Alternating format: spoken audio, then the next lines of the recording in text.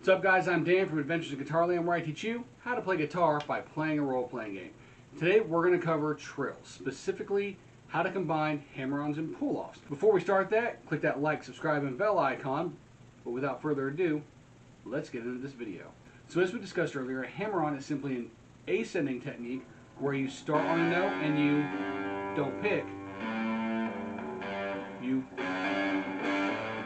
use your finger to play the next note. A pull-off is kind of the opposite. So there's a hammer-on pull-off. If you're confused with what I'm saying, go back and watch our previous videos. So the key with this is you have to learn hammer-ons and pull-offs first. You got to get that technique down so that you can combine them together into a trill. All a trill is continuously going between the two. But it's doing it in a controlled manner to where that volume doesn't really go up or down. It stays level. So the first and easiest way to practice it is just like you were practicing your hammer-ons and pull-offs, is to simply do them. And the way to do it is on each string, again, assigning each finger a particular note. We're going to say again, 2, 3, 4, and 5. Okay?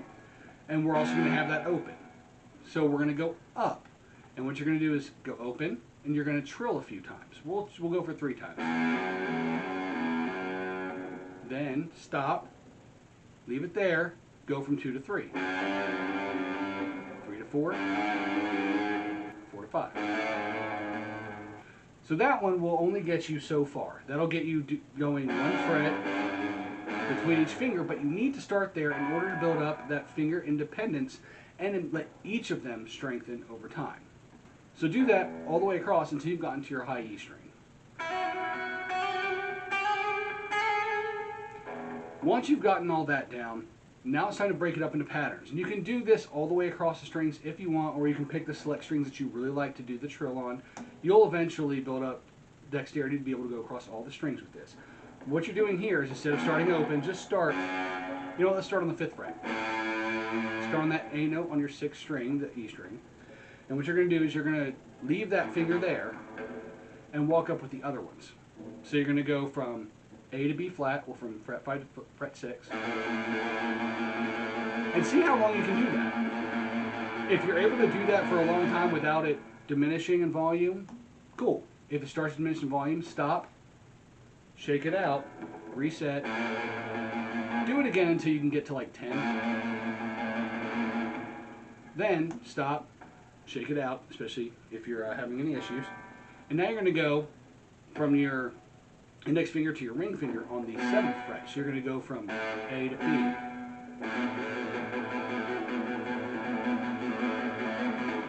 Again, same thing if you need to, stop, shake it out.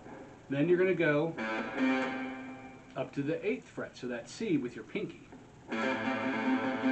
This is the hardest one of these to begin with. So once you get that, go through all the strings.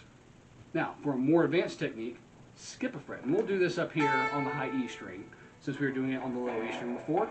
And what you're doing is you're going with your 1st finger, but you're going up to that B. You're going all the way up to the 7th fret.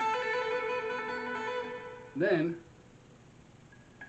go up to that C with your ring finger. Now go up to that C sharp with your pinky. And as you see, all we're doing here is the same premise over and over again, but we're stretching it out. A more advanced way to do that is to continue that kind of pattern, but do 2 notes per finger.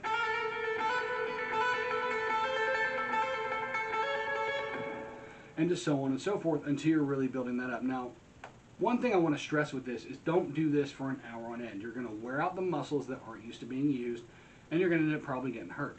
So for those of you who are going to leave comments, I never got hurt, that's fine, awesome, but it is a possibility. I recommend doing this for maybe a minute or 2 when you're practicing, and then stop.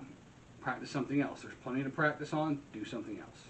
One way to incorporate this is just to incorporate it into your scales, like I did in the beginning.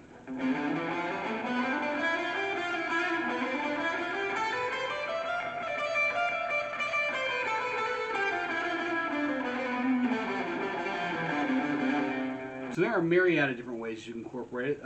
When you're just coming up with stuff, you can just simply